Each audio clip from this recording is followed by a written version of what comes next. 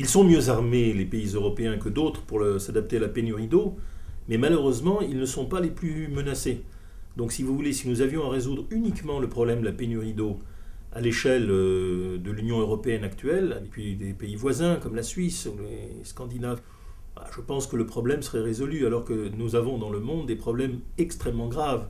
Nous avons tout ce cœur de l'Afrique noire, le Sahel, qui s'étend de Dakar jusqu'à l'Éthiopie, et qui est menacé tout simplement de ne plus pouvoir accueillir la population qui s'y trouve aujourd'hui, parce que l'agriculture trop intensive qui a été menée ces dernières années est inadaptée à la faiblesse des sols et à la faiblesse d'eau, et puis parce que tout simplement, nous aurons avec l'augmentation de la température des moments de sécheresse et de chaleur quasiment insoutenables, même pour des populations qui sont adaptées à de grandes chaleurs depuis des millénaires.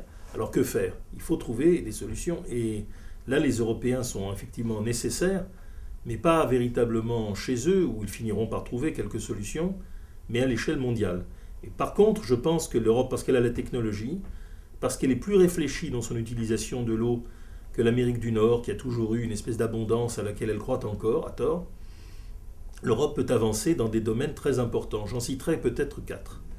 Le premier, c'est la dépollution.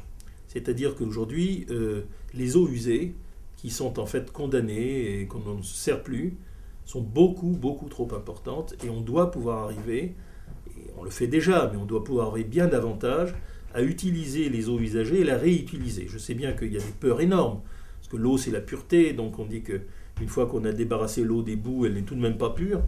D'abord, il ne s'agit pas effectivement de faire boire cette eau-là à la population, mais on peut quand même l'utiliser pour l'industrie, comme on le fait pour l'eau de dessalination déjà dans le Moyen-Orient.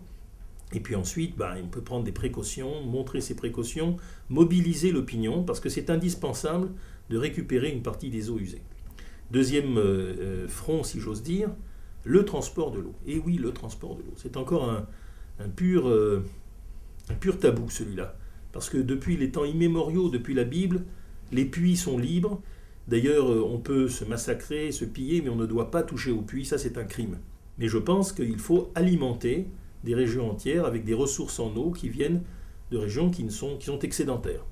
Alors, il y a un cas que tout le monde connaît, c'est le Moyen-Orient.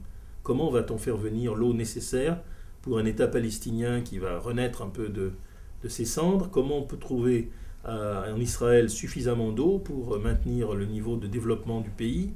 Comment même des pays comme la Syrie, qui en manquent, vont pouvoir être approvisionnés? Il suffit simplement de parier sur la paix, ce n'est pas impossible. Mais là, nous voyons l'intrication entre politique et technique.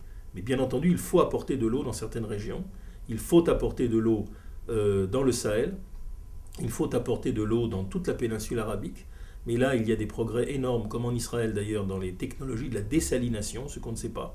La dessalination de l'eau de mer, aujourd'hui, produit une eau utilisable pour l'agriculture bien plus importante que ce que l'on imagine, et en examinant les moyens d'améliorer encore le rendement de ces usines de dessalination, on va apporter de l'eau. Mais parfois, il faut des projets d'ingénierie, à mon avis, beaucoup plus importants encore. Le reste, bien entendu, c'est le reboisement à l'échelle mondiale.